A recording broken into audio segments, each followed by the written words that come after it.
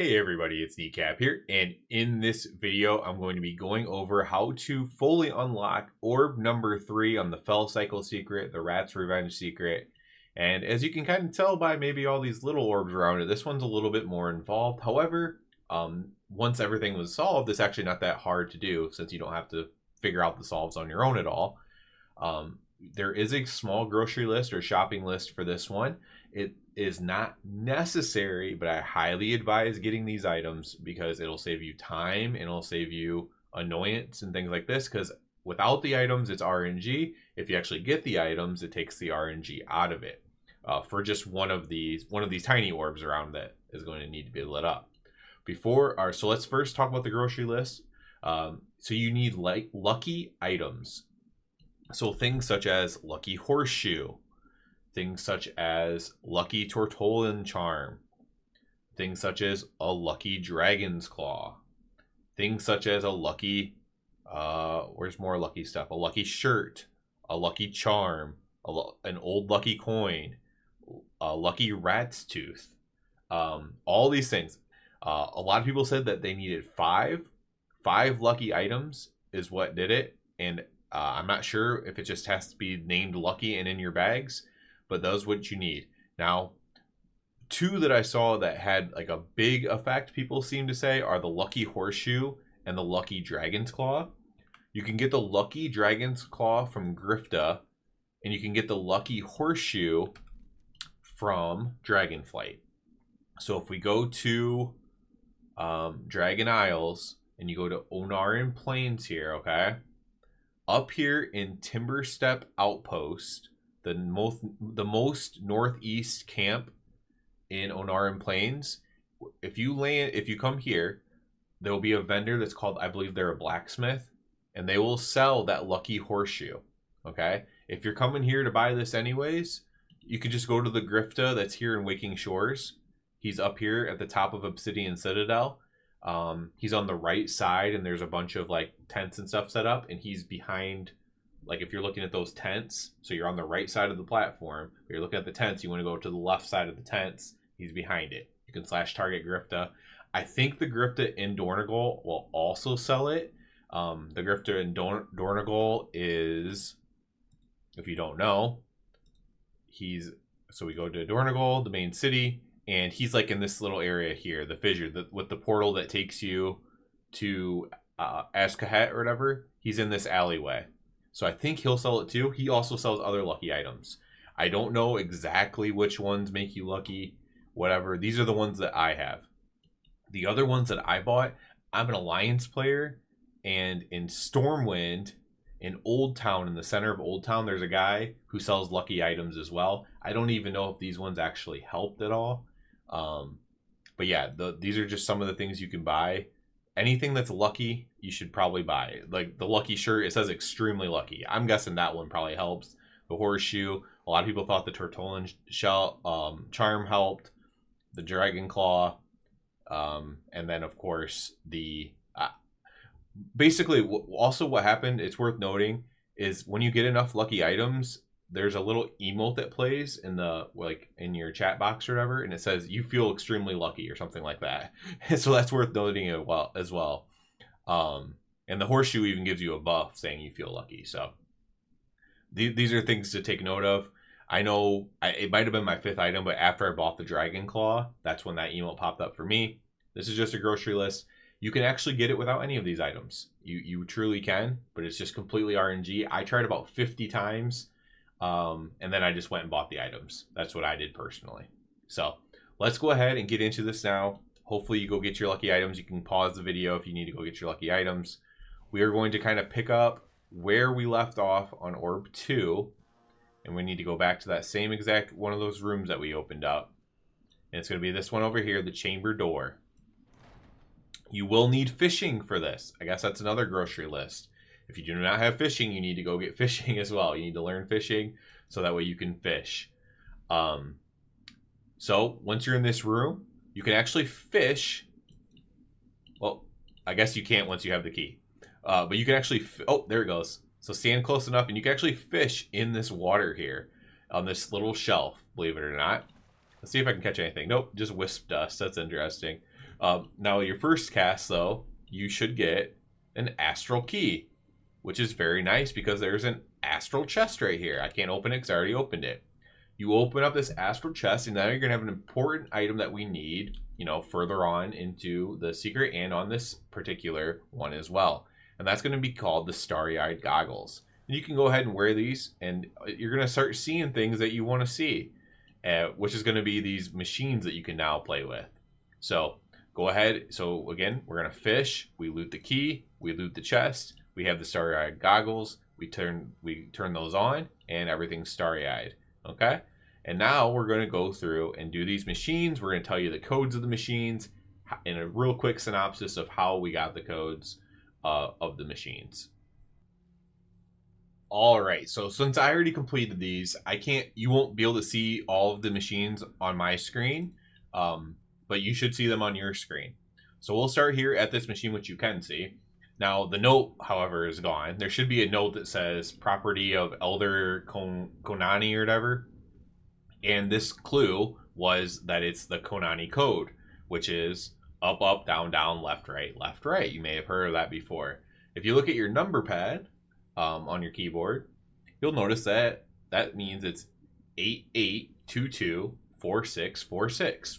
And that's as simple as that. You just click on the machine. Your action buttons should change to numbers, right? If you move or anything, they'll go away. But you click on the machine, your action buttons will change to numbers, and then you're able to just do that code, that 88224646 for this very first machine. So that one should be simple enough. That will, if you want to go check, it'll go give you an orb around one of those small orbs around the pillar, but that should be fine. And then when you come into this room, there should be a machine over here next to this note that says here. There should be a machine here. Obviously, like I said, you're not going to see it on my screen. And the here in this case refers to the Karazhan Catacombs. So what is here? Karazhan Catacombs. And the ID for this zone is 10638. Again, that's 10638. It's just the ID of the place we are here. Simple enough. Next, we're going to go to this one, and this one might be annoying. I'm not sure. I couldn't find any definitive info as of making this video on this, but you might just be able to put in the code, but we'll go over what you have to do if you can't just put in the code. This one is, where is this machine supposed to be at? Okay, it's over here. It's this one here. So what's interesting about this machine is if you do type it in wrong, it'll knock you back, and these tiles right here might kill you. So put your back like to the book or something when you click on this machine, and it's going to open up this puzzle box next to it here. Again, I can't click on it because I already opened it.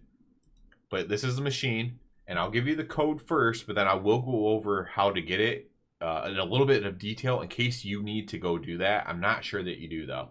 But the code is 17112317. Again, that is 17112317. And that should be the code for this one. And it should knock you back. Or it should not knock you back. And it should unlock the box. I guess that's the other way to know if your code works. It'll unlock the box next to it. And then you loot that box. And these boxes that you're looting, so this is the third one. You should be looting things called pieces of hate. We will need these eventually, so make sure you're getting these and opening up your boxes. So you should have opened up the box next to this one, the box next to the first one, the property of Elder Konami, and then this puzzle box on the table here. All right, for this one, I really don't think you have to go to Pandaria and do this, but I at least want to give the explanation either way. The way to find this code, the clue basically is all these tiles on the floor here. And if you head to Vale of Eternal Blossoms in Pandaria, and you go over here to the Gulai Halls, it's this cave thing right here on the western part of Mr. Pandaria. You go down, you have to like go down a couple staircases, you'll be into like a big room. You want to take the left. Okay, you keep going left till you can't go anymore. You take a right. Eventually, you're gonna get to you're gonna see a wall that you can't open. There's gonna be like little pillars that you can touch to open the walls, and like you have to click on them. You can walk through the tiles pretty seamlessly because you're too high level most likely, so you're not gonna take damage. You need to just unlock them, and then just keep progressing your way down the same straight hallway that you're at now. So after you take all the turns I told you to take, keep going to the end. On the very end, there's like a bunch of chests that I don't even know if you can open them or if they're real or whatever. But if you have your starry-eyed goggles on, you can actually see a book on that final like platform, and the book is the name of the book is the code that I gave you. So, and you can click on it. I highly doubt you have to go click on this thing, but that is how this code was found. So if for some reason it doesn't work, then maybe you have to go click on it. Again, I couldn't find anything to confirm that as of making the video, but I highly doubt it. I hope not. It would be silly because none of the other ones do you have to do anything fancy for. So hopefully you don't have to do anything crazy for that one, for this one either. All right, so next one we're gonna do is we're gonna come outside here, and there should be one around here where there's another note that says here on the wall.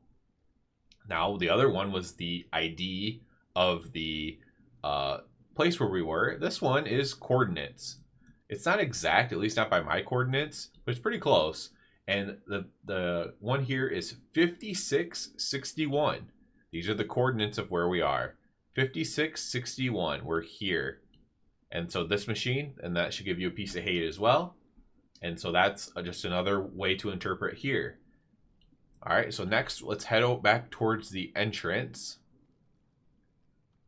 And there's going to be another note on the wall. This one says, no violence, please. So for this one, you unequip your weapon. When you unequip your weapon, you will, well, you don't have to. I'm just telling you how to solve it. You can unequip your weapon, and a hologram of Thunder Fury should pop up. Thunder Fury, Blessed Blade of the Windseeker. Did anybody say it? And that should show up, and that was your hint to type in the item ID of Thunder Fury, which is 19019. Again, that's 19019. And then you click submit. All right, so that's that one. So now we need to head upstairs for the last couple ones here. So let's head upstairs. And we're going to run past here. And we're going to find Rubenstien here. You may have found him before. He's sitting here, and there should be one next to him as well. And his safe, I believe, is like inside of his body or something like that when you have the starry-eyed goggles on. And so he has a machine here. So if you Google Rubenstien, one thing you will find is that there's a juggling thing about Rubenstien. And there's a juggling sight pattern, which I don't know what that is. I'm not a juggler. But there's a juggling sight pattern called Rubenstien's Revenge. And the sight pattern is 52233. Again, that's 52233. And that should work for Rubenstien's thing and opening up his safe for another piece of hate. All right, so next we go over here to, there should be one somewhere around here. So we just turn around the corner, and there should be one around here. So this one was a little bit straightforward. There should be like a note next to it. It's not straightforward, but you have to do a little bit of thinking. But basically, it's just telling you things in the game. And if you like, those things will have a number that corresponds to it. Like the first thing is like something on a log. And if you go to where those things are, there's 5 of them on the log. So the first number is just 5. It's something as simple as that. There's another one where the title of the person has a number in it, so it's just that number. Like it's kind of obvious. It's just the note next to it gives you the clues. And the code for this one's going to be 51567. Again, that's 51567. So let's head now into where the last couple are going to be at. So in here, you should see a ton of them. There should be lucky slot machines, okay? So any of these can work. They're just lucky slot machines. If you have your lucky items and you feel very lucky, you can just click on any machine and type in 777, submit. Typing that in should just give you your piece of hate. You should just complete it immediately. If you chose to not do any of them, you can type in 777. You can type in 77777, or you can type in 7777777, and just keep doing it until you finally get it. Like I said at the beginning of the video, I tried that 50 times. That was my limit I put on myself here. As any good gambler should always have a limit. And I hit my limit and I went and bought the items. So I do recommend you probably getting the grocery list of items there with the lucky items from the start of the video. The last one, which is actually, I thought, the most clever one out of all of these. So over here, I believe the note is gone now. Oh, nope, there it is. It's still here, literally. So we've had a here, and now this one's here. So the way to solve this one is when you walk into this instance, you may have noticed a corpse that you can loot, and you loot an ear, okay? And what do you hear with? You hear with your ears. If you put on your thinking cap from that corpse and walk here to the sign, you will get 115, or like negative 115. And the code for this final machine is 115. 115, again, that's 115 for this final machine. I will put all the codes down below, and I'll try to like give a hint to like which one it is when we talked about it. I'll do it in the same order that we talked about it as well, if that helps anybody. But I'll type them out for you in the description below. I will name the lucky items that I have as well. Because if like you can't find them, you want to Google them or Wowhead them or whatever, I'll put the lucky items down there, so the grocery list, and I'll put the codes down below as well. And once you do that, you should have this third orb solved. So that should be it for that one. So that'll be it for orb 3. We have a couple of somewhat easy orbs coming up before we have a very challenging one, I might say. Challenging in that it might put a lot of work on you. But this one took a while to figure out, but it wasn't that bad. It's not that bad to do once you already have all the codes and stuff. So as always, I ask you to please subscribe to the channel. Helps me out a lot. If you're already a subscriber, I ask you to check out the Patreon. And other than that, everybody, have a good one.